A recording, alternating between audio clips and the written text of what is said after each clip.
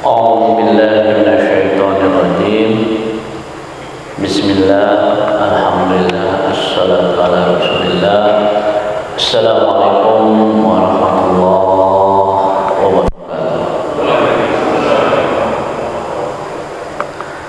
Alhamdulillah, alhamdulillahil alamin wa bihi nasta'in ala umuri dunya waddin.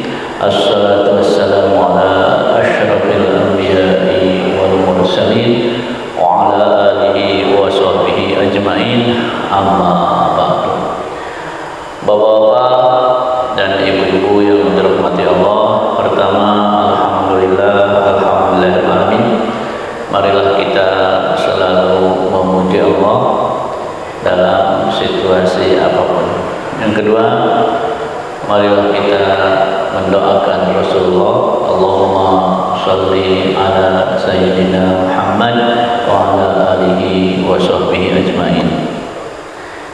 Insyaallah hari ini kita akan berbicara tentang fikih ingkar mungkar. Apa itu mungkar? Jadi kalau terjadi namanya mungkar, haram sepakat terjadi mungkar. Kalau tidak sepakat tidak disebut mungkar. Jadi khamr, ada yang minum khamr mungkar, ada yang minum khamr mungkar. Kemudian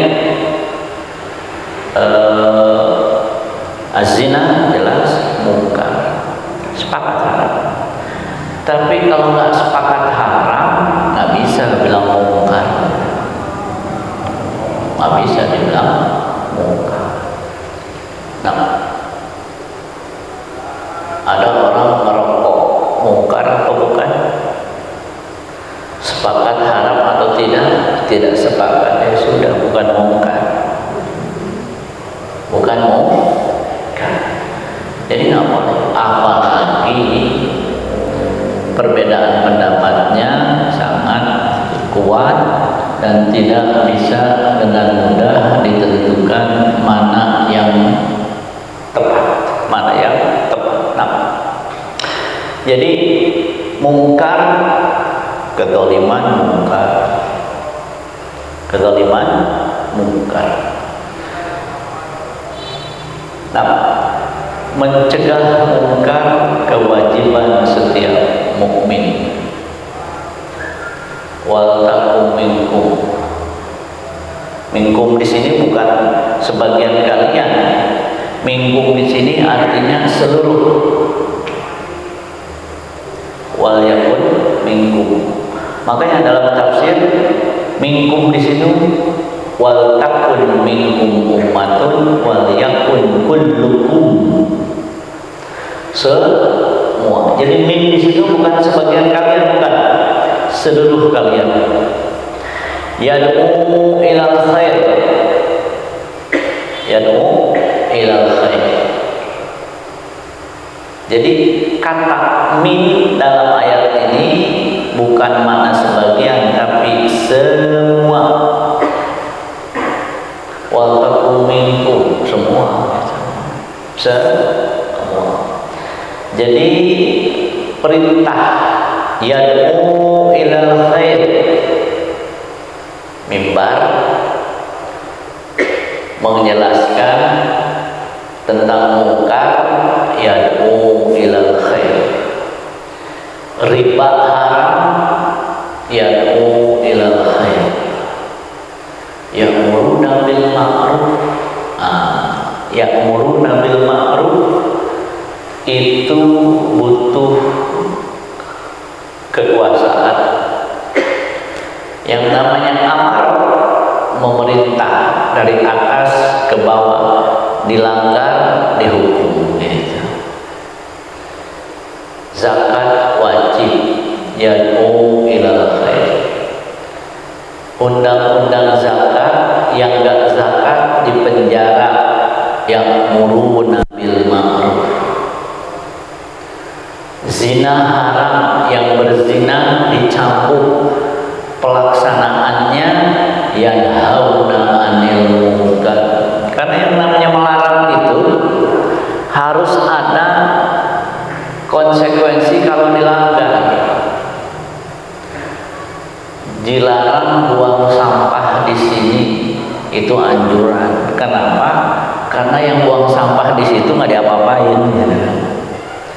Dilarang buang sampah di sini, yang buang sampah ditangkap di situ, namanya yanha, melarang. Yanhauna 'anil munkar bisa jadi telunjuk seorang pemimpin atau undang-undang.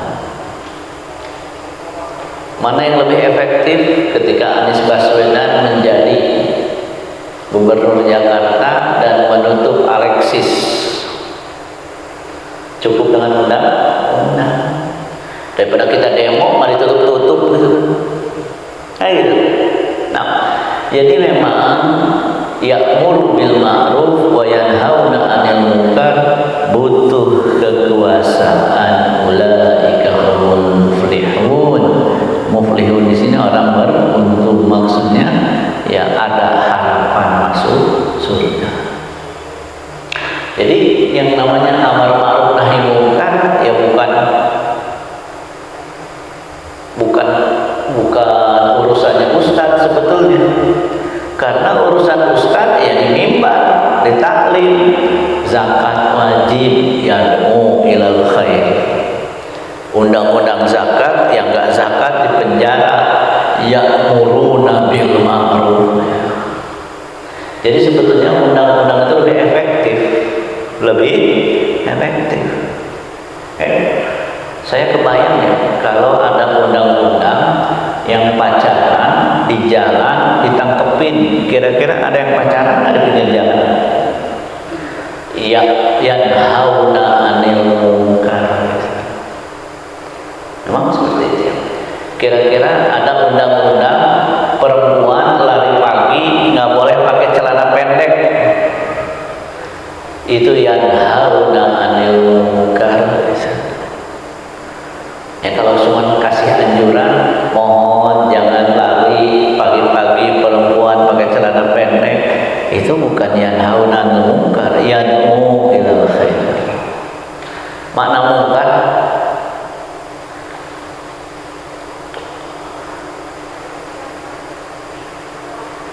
ma'urifa kubhu syar'an wa aqlan, sesuatu yang diketahui buruk secara syariat dan akal. Munkar melarang dan mencegah maksiat, yaitu haram yang disepakati atau pendapat berbeda lemah. Pendapat berbeda lemah. Contoh ini, pendapat berbeda lemah. Riba haram, bunga bank riba. Ada yang mengatakan bunga bank bukan riba, perbedaan pendapatnya terlalu lemah. Ada yang nanya, kan rokok itu gak bisa dipas, yang menentangnya gak lemah pendapatnya, kuat juga. Saya mengharapkan rokok, tapi saya memahami kenapa pada merokok. Bukan tidak taat, karena gini, contoh sedikit masyarakat saya sampaikan, agar kita nggak hobi. Saya nggak merokok dan saya melarang merokok. Tapi kalau terjadi beda pendapat, ya tolong memang beda pendapat dan tidak bukan, kecuali kalau pendapat yang berbeda terlalu lemah. Jilbab wajib, ada yang mengatakan ahli tafsir jilbab tidak wajib, itu terlalu lemah. Yang membeda pendapat terlalu lemah, nggak usah didengar. Bukan ahli tafsir, ya ahli tafsir bicara fikih salah. Nah, haram tidak hanya sekedar tidak dilakukan. Yang harus dilakukan terhadap haram, pertama tidak dilakukan, jelas. Yang kedua, menjelaskan haram, yad'u ilal khair.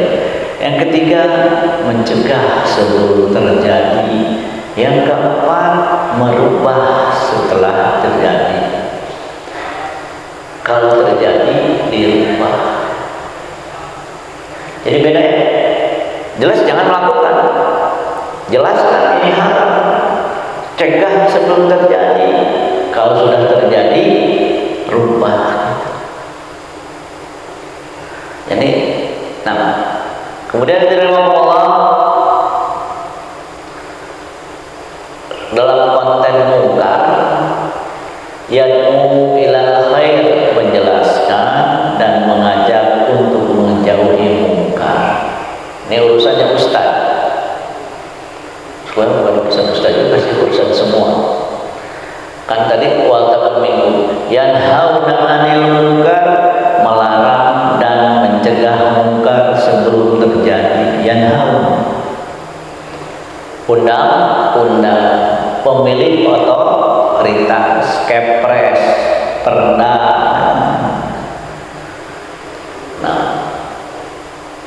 Kemudian karena itu kita mungkar, kalau sudah terjadi wajib merubah mungkar. Man ra'a minkum munkar falyughayyir biyadihi. Kalau nggak mampu di lisanihi, kalau nggak mampu bi qalbihi, wa huwa dzalika al-amul iman. Merubah mungkar yang terjadi dengan tangan, dengan syarat mampu. Kalau nggak mampu jangan. Paling tidak di tempat kita memiliki otoritas. Rumah kita semua kepala rumah tangga, cegah, rubah mungkar. Kalau terjadi suami di rumah, cegah mungkar. Mencegah bukan mencegah, rubah. Merubah itu sampai mungkar itu hilang dan diganti dengan ma'ruf. Bikin aturan. Ini yang namanya merubah. Udah saya kasih tahu tapi nggak mau, ya selesai. Itu sama dengan tidak merubah. Sampai berubah. Sampai berubah. Nah, jadi dengan tangan itu sampai berubah. Makanya kalau masih punya anak yang tidak pakai jilbab, kan mungkar. Di rumah kita punya otoritas, harus. Jangan sampai bapaknya Masya Allah, ketika kita melihat bapaknya, ini kemungkinan anaknya jilbabnya ini panjang begini. Pas dilihat, itu anak, iya anak memang. Kok apa jilbab? Makanya yanha 'anil munkar itu kalau seorang yang punya otoritas di rumah, larang. Jangan sampai terjadi. Merubah mungkar dengan lisan, nasihati, kita share itu dan ini, silakan. Nah, ya, merubah mungkar dalam otoritas keluarga, kalau tidak dirubah termasuk dayus. Apa itu dayus? 3 orang Allah haramkan bagi mereka surga: kecanduan khamr, durhaka kepada orang tua, ad-dayus. Apa itu dayus? Orang tua, yaitu yang rela keburukan terjadi di keluarganya. Kayak anak nggak pakai jilbab yang perempuan, gimana? Mungkar, dibiarkan, dayus. Mohon maaf, anak pacaran, jemput pacarnya, bapaknya mengizinkan, dayus. Gak masuk surga. Terus makanya yang repotnya lagi, bagaimana kalau anaknya kerja di bank riba? Nah itu nanti ada hukumnya lagi ya. Nah, dayus. Bagaimana kalau tidak bisa menghindari? Ya kan dia harus membiayai keluarganya. Nah itu lain lagi nanti ya. Pokoknya Jadi kalau terjadi di lingkungan keluarga dan dia kepala keluarga tidak melakukan perubahan mungkar dengan tangannya, dayus. Kan sekarang gini, udahlah yang penting jilbabnya pakai, tapi celananya sempit pakai jin, sama dayus juga. Bahaya. Nah, apa? Tidak Allah haramkan bagi mereka surga, yaitu yang rela keburukan terjadi di keluarganya. Wa dayyus alladzi yukirru fi ahlihi al-khabath. Ya, bahaya. Saya khawatirnya, masya Allah. Saya pernah satu hari ini ditanya sama seseorang di Bandung, karena pertanyaan menarik. Ustadz katanya, berapa juz antum kalau tahajud? Saya bilang ini sama dengan ngasih tahu ke saya, Ustadz, kalau saya tahajud itu berjuz-juz gitu. Pertanyaannya gitu. Cuman saya mikir ini orang ngasih tahu kayaknya bahwa dia tahajud setiap malam sekian juz gitu. Saya bilang masya Allah. Walaupun nyombong dikit, nggak sadar terjadi nyombong. Pas saya lihat anaknya yang perempuan nggak seorang pun berjilbab, saya bilang dayus. Kenapa? Yang namanya punya kekuasaan, paksa. Kenapa? Jadi jangan sampai menyangka, masya Allah surga di tangan, ternyata mungkar dibiarkan. Nggak enak sama anak, sama anak nggak enak. Merubah mungkar dengan hati ini lebih bahaya. Ini lebih bahaya. Kenapa? Mari kita lihat. Berbentuk merubah mungkar dengan hati seorang mukmin merasa benci terhadap mungkar. Nah ini masalah. Marah dan tidak suka hati. Yang berharap kalau seandainya mampu merubahnya, sedih dan gelisah karena tidak bisa merubahnya. Ini masalah.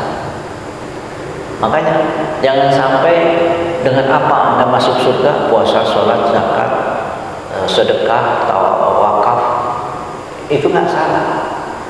Tapi mungkar di mana? Dibiarin, masalah. Mari kita lihat terhadap mungkar hati kan, bencikah kita, marahkah kita, ingin merubahkah kita? Sekarang kalau pasang hati masing-masing untuk mewujudkan kebencian kita terhadap mungkar. Siap ya? Benci nggak? Jijik ya? Saya kadang-kadang kalau lewat jalan Surya Kencana itu sudah image-nya itu udah babi aja gitu lah. B2 katanya. Apa yang B2 ngapain? Katanya B2. Gimana dengan gambar ini? Benci ya? Alhamdulillah. Ini khamar. Gimana? Benci? Alhamdulillah. Ini sebenarnya kalau nggak ada ini dua pengantin laki perempuan, ada orang pacaran di pinggir jalan situ, benci, alhamdulillah, benci ya, masih ada iman, masih ada. Tolong jujur, benci nggak? Mungkar apa bukan? Mungkar apa bukan? Bencikah kita? Ini kalau yang begini kita mikir juga. Emang riba lebih parah riba dosanya atau zina? Lebih parah riba atau pacaran?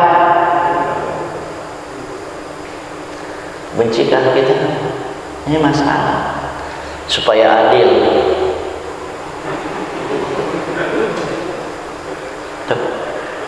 Ini gimana kalau nggak benci? Ya, gimana kalau nggak benci? Terhadap mungkar, bencikah kita? Marahkah kita? Ingin merubah atau tidak? Masalah. Ini takaran merubah dengan hati. Merubah dengan hati. Nah, kita lihat, kalau tidak mengingkari dengan hati, apakah masih ada iman? Kenapa? Yang mengingkari dengan hati, wadzalika adhaful iman. Yang mengingkari dengan hati, iman paling lemah. Sekarang kalau mungkar ada, hatinya tidak benci, berarti imannya masih ada nggak? Masalah. Gimana? Kalau setuju dengan kemungkaran, apakah masih ada iman? Di sini masalahnya. Indonesia, Masya Allah, 95% ekonominya riba. Nah, mari kita lihat hukum tidak mengingkari mungkar dengan hati.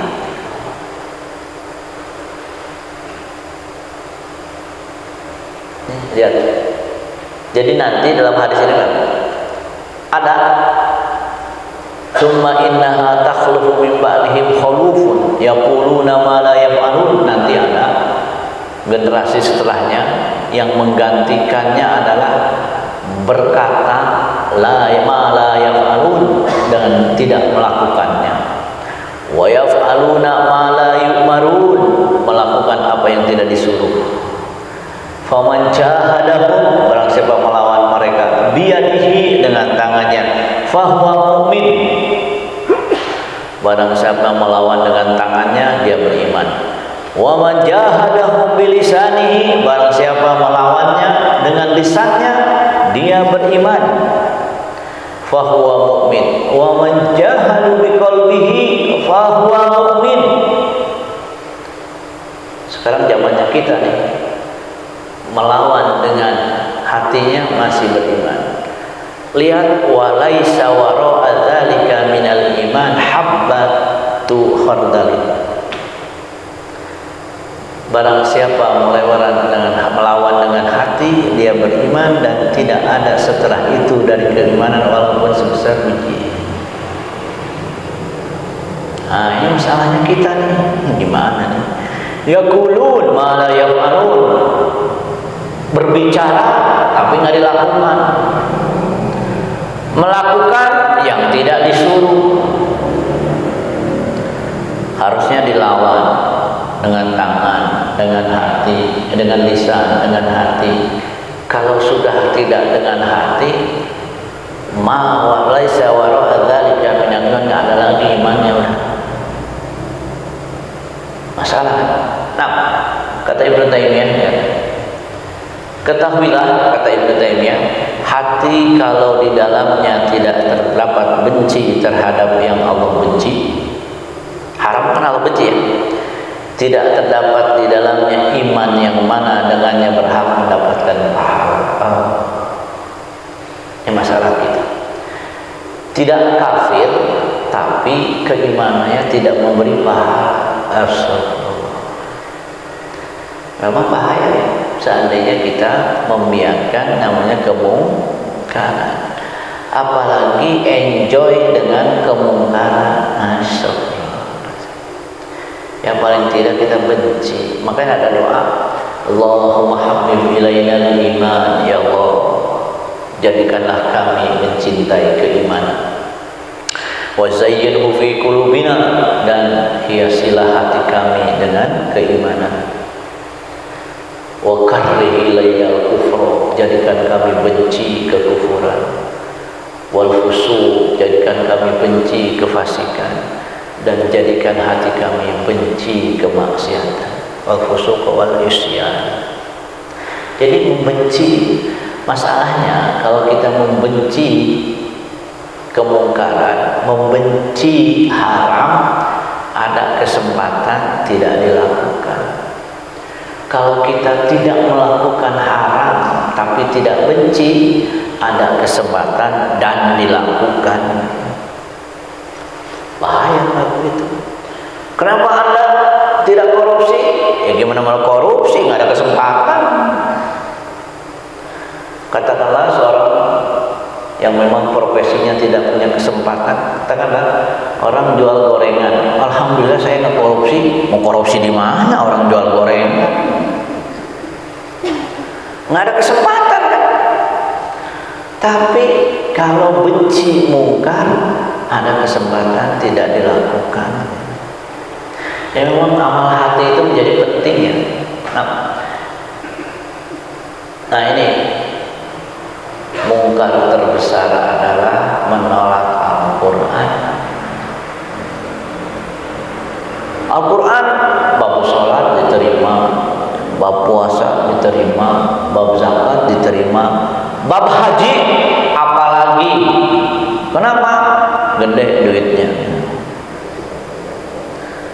Bab zina, wah nanti kalau bab zina diharamkan nggak ada pajak dari artis dong. Jadi ketika Muhammad Mursi menjadi presiden di Mesir, para pegiat mungkar itu merasa bingung. Kenapa? Ini kalau dia jadi presiden, bisnis kita hancur nih. Pariwisata Mesir diantaranya ada yang membolehkan nggak pakai baju di situ. Jadi kalau Mursi jadi presiden, mungkar dihancurkan, harus digulingkan. Kenapa? Mungkar, pencinta mungkar itu banyak. Jadi yang mungkar terbesar adalah menolak Al-Quran. Al-Quran bilang riba haram, masa riba begitu doang haram?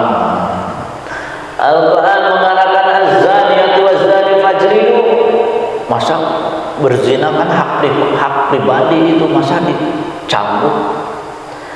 As-sariqatu was-sariqatu faqta'u, wah primitif banget, masa harus dipotong tangan?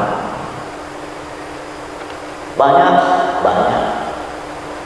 Nah di sini permasalahan kita adalah Al-Quran yang kita baca, kita pelajari, kita pahami, hanya sedikit yang diamalkan.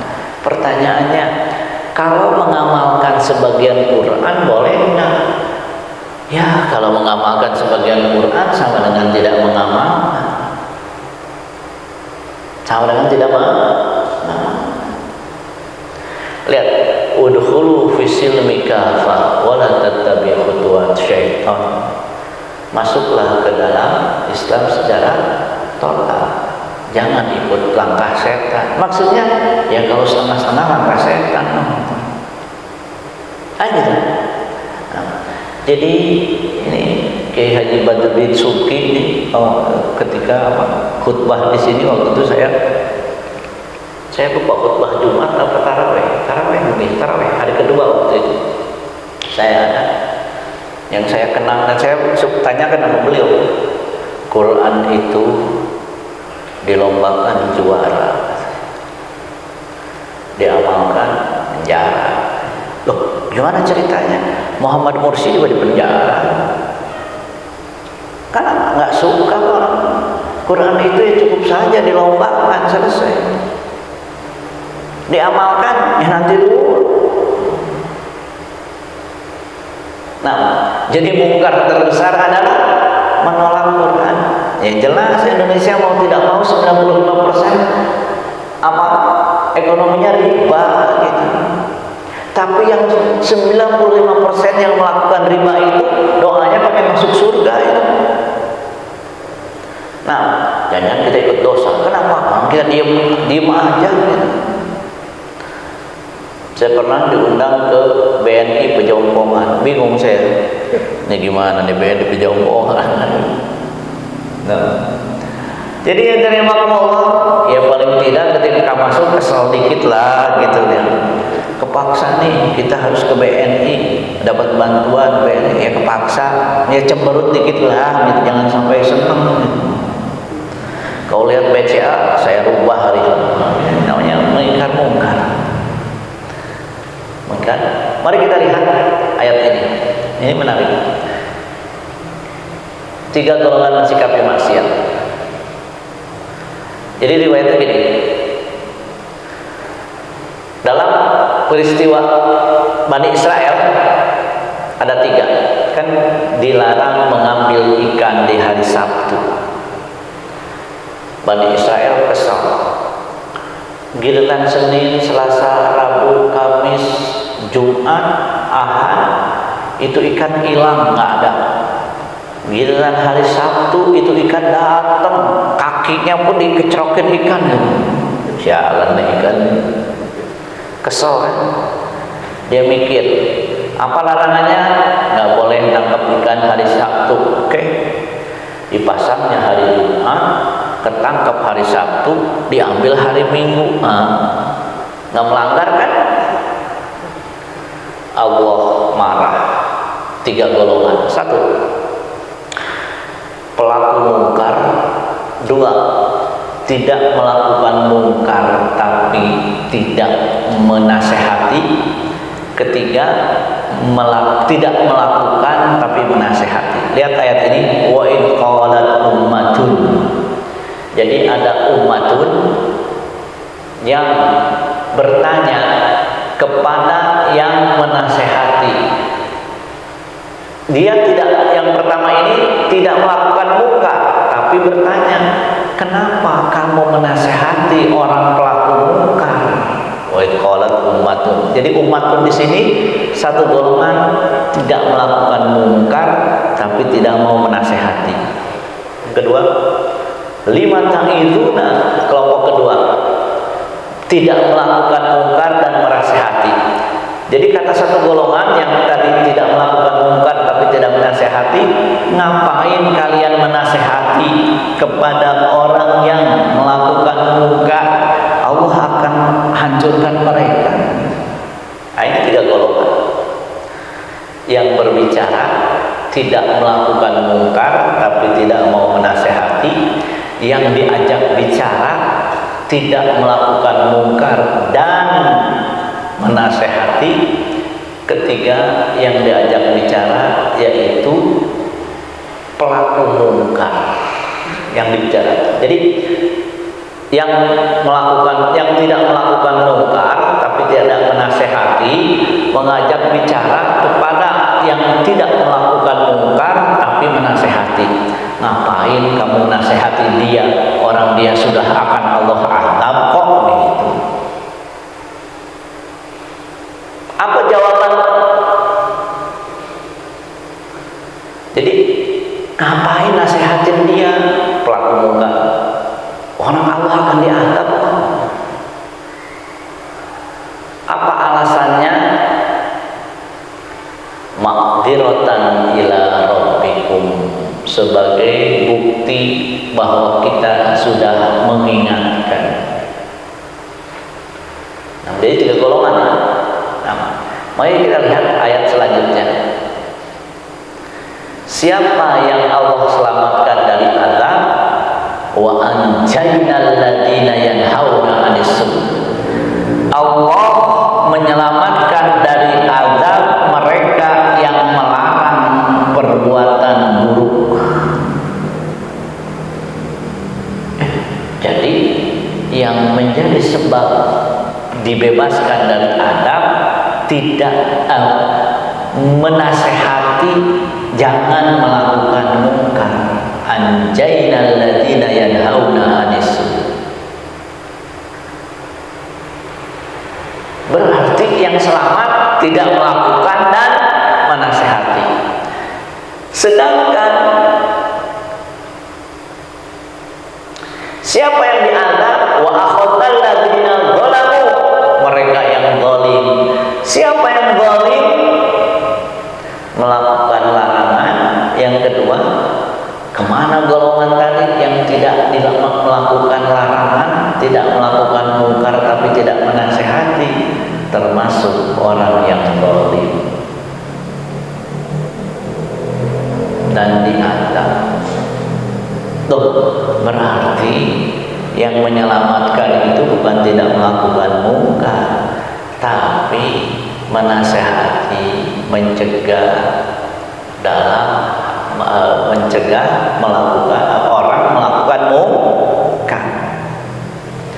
Berarti dari ayat ini ya kita nanya masing-masing, terus kita apa sikap kita terhadap munkar? Iya, apa sikap kita terhadap munkar? Enjoy, dibiarkan. Kalau dibiarkan nanti jangan-jangan imannya nggak ada. Enjoy, apalagi kan tidak melakukan, emang tidak melakukan saja. Lihat, dia tidak melakukan, akan tetapi tidak mau menasehati, sama juga dengan melakukan. Apalagi diam terhadap kemungkaran, diam terhadap kemungkaran. Tapi kan taat pemimpin ya, memahami hadisnya yang nggak benar. Jadi yang Allah adab adalah orang yang melakukan munkar dan tidak melakukan munkar tapi tidak mau menasehati. Berarti masalahnya kita apa yang kita lakukan terhadap munkar? Tidak dilakukan dan harus mencegah, harus menasehati, harus membenci. Tidak boleh cuma alhamdulillah saya tidak minum khamr. Ada yang minum khamr diajak ngobrol ya, sama bohong. Makanya kerja dan usaha kita dalam merubah kemungkaran menyelamatkan kita dari azab. Jadi yang menyelamatkan dari azab itu apa? Kita bukan tidak melakukan munkar saja, tapi juga berusaha mencegah munkar, merubah munkar, menasehati apa itu munkar, mencegah munkar, mencegah azab. Karena kalau azab turun karena munkar, mau pelaku munkar atau bukan pelaku munkar, dua-duanya diazab. Wattaqu fitnatan la tusibanna alladziina dzalamu minkum khassah. Fitnah itu tidak hanya musibah itu tidak hanya menimpa pelaku munkar, pelaku orang tidak melakukan munkar juga kena. Maka mencegah munkar itu mencegah azab. Urgensi niat dalam. Jadi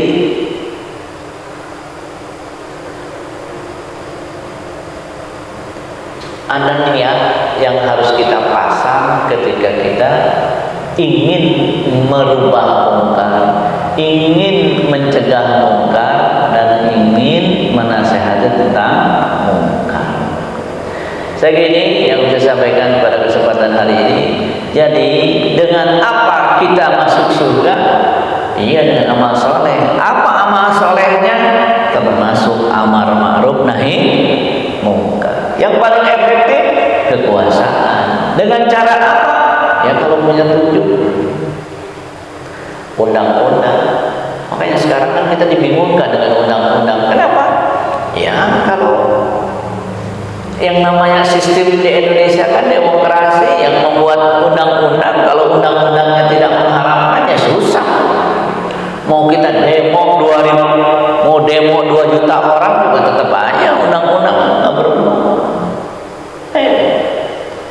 Nah, yang menarik lagi, udah tahu orang itu divonis menghina agama, dijadikan pejabat lagi, gimana sih? Ya, kan ya gimana sih? Nah, ada pertanyaan silakan. Hati-hati dengan munkar, bukan tidak dilakukan saja, tapi harus apa? Tidak melakukan, menjelaskan, kemudian mencegah, merubah. Kalau ada satu yang lewat bisa jadi bahaya gitu. Nah, terutama tadi daya. Nah, ada pertanyaan? Tidak ada ya? Jadi bapak-bapak dan ibu-ibu yang saya hormati, jelas misi kita adalah menyelamatkan diri dari api neraka, jelas. Namun dengan apanya ini kadang-kadang ada yang kita tidak sadar. Tadi dayus, masya Allah. Tadi dalam ayat diam terhadap mungkar justru dia yang kena gitu. Berarti ya memang keimanan itu menuntut kita untuk apa? Untuk merubah mungkar, baik dengan lisan tangan kita, lisan kita, dengan hati kita. Jangan sampai kita sudah masya Allah, insya Allah surga, ternyata di hadapan Allah nggak jadi. Kenapa? Karena masalahnya ada yang tidak terdeteksi. Kan kita mengenal ya seorang perempuan rajin tahajud, saking rajinnya tahajud dia terkenal karena rajin tahajud. Tapi kata sahabat Rasulullah dia tukang menyakiti tetangganya. Apa kata Rasulullah? Nggak di surga. Waduh, nggak di surga. Maka memang kita harus mengetahui kira-kira apa saja yang membuat harapan surga kita menjadi hancur. Di antaranya jangan pernah diam terhadap al-munkar. Ya memang kalau di kita ya di BCC ini patung di mana-mana, bingung juga nih kita. Bingung juga nih kita, patung sini, patung sana gitu kan. Makanya kadang-kadang bisa ngasih kita nasihat, tolong dong jangan ada patung, kan kita orang Islam apa patung haram.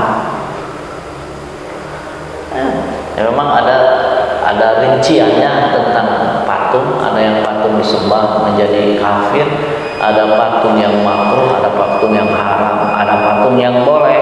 Bagaimana? Bikin patung depan rumah tiap hari diinjekin, nah itu nggak masalah. Assalamualaikum warahmatullahi wabarakatuh.